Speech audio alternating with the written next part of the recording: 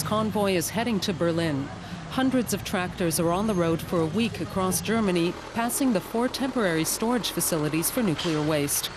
Immediate phase-out and nuclear power no thanks are Green Party campaign slogans from the 1970s, reintroduced by activists to needle politicians in the capital. Almost all those taking part live close to a nuclear power plant or a storage facility. For example, farmer Wilhelm Timme, who lives near a nuclear waste site outside Gorleben. It's a rambunctious group, but their concerns are very serious. We want to make it clear to all parties that we want a definite solution, which looks like this. First, we need to get out-of-date old power plants offline, and the lifespans of the newer plants need to be shortened as much as possible. Da müssen die Laufzeiten so verkürzt werden, wie es geht. Ja. Timme and his fellow activists don't know how many people will join their group and head to Berlin, and they're a bit nervous about that. The anti-nuclear movement has simmered down since 2001, when the SPD Greens coalition government reached agreement with the nuclear industry to gradually phase out nuclear energy in Germany. The aim is to have all German nuclear plants offline by 2020, the older ones even earlier. But almost simultaneously, moves to establish a permanent repository for nuclear waste in Germany have been put on ice.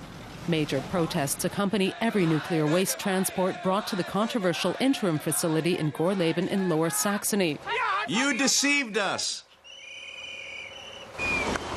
The protesters who finally travel past the Chancellor's office with farmer Timme are not quite as angry.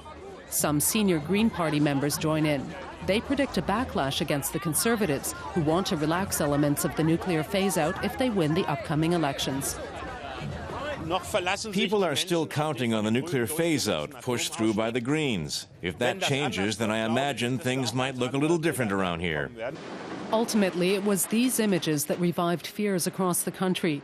Dripping brine on radioactive waste in the Asse salt mine, and a Social Democrat environment minister who pushed the issue up in the election agenda. Support for the nuclear phase-out has increased significantly, as has the realization we cannot produce even more waste. It's an issue again in Germany. Something that the SPD is using to win votes. Energy without nuclear power is their slogan. It's a subject that could polarize voters, but the issue only mobilizes specific groups, either in the regions where people are directly affected or among generations with direct experience of the accident in Chernobyl. Otherwise, it's very difficult to get groups interested. The Christian Democrats are also well aware of this. Nuclear policy is not a pressing subject for Chancellor Merkel, and it's a double-edged sword. Addressing German nuclear industry representatives, she underlined her view that nuclear power is an interim solution. If one day we have quite different possibilities of generating energy, then we won't have to retain nuclear energy for ideological reasons. But one thing wins Merkel applause here. I want the lifespan of nuclear power plants to be extended, in adherence with the highest technical standards, of course. The FDP shares a similar view. The position is clear. There won't be any new plants, and as far as the lifespan extensions are concerned, we know from opinion polls that the population is pretty much divided on the issue. Sometimes support is greater for the extension, sometimes there are more people against it. It's always been that way in Germany. Das ist gesellschaftlich in Deutschland schon immer so gewesen. For the FDP, the nuclear question is limited as a campaign issue. Opponents of nuclear power vote green, say the experts. For uncertain voters, it's not a decisive issue. No, not that issue. Not just that issue. Other issues are also important. Basically, with the CDU-FDP, the power plants will stay in operation, and with the SPD Greens, they won't. But it's not really a burning issue for me right now. But it is for the 30,000 anti-nuclear protesters who gathered in Berlin's government district.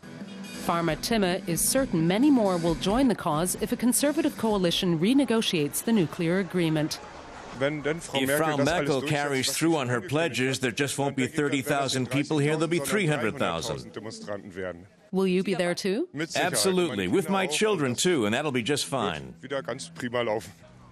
But a serious mishap at a nuclear power plant could change everything. Nuclear energy, a thorny and unpredictable campaign issue that still has emotions running high.